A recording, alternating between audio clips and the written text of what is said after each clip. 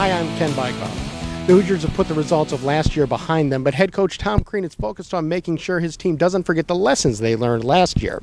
He's asking his players to hold one another a bit more accountable than they have in the past, and Crean believes his team can bounce back quickly.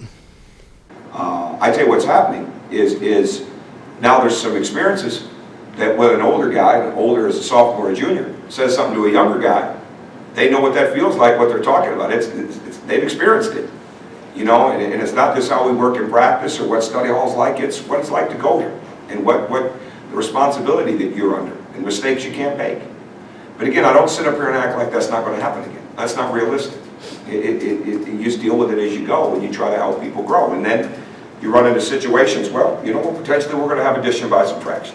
That happens too. And that's just part of it. But you want to give everybody a chance to continue to grow. And this group, they're building an interconnectedness, and you can't force it as a coach. It has to come. You can try to facilitate it as a coach. You can't make it happen. It's like in parenting. You can't make it happen. You got to try to facilitate it, and that's what we're trying to do. And see where it goes. Now, without any seniors on the roster, the Hoosiers find themselves in a unique position, one that will allow anyone who steps up as a leader this year to hold that role for the next couple of seasons. IU needs a leader, but Crean wants someone who never looks out for himself above all others.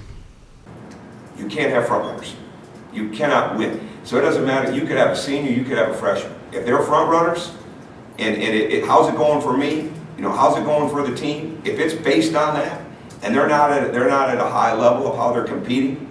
You know, the best players, you shouldn't really be able to look at them and see if they're not having a great statistical game. They should look the same, you know, and that's where you got to grow. That's part of maturity. So it is what it is. In that sense, we just got to continue to build on that every day, and that's what we're trying to, try to get as much out of the summer as anything else with that.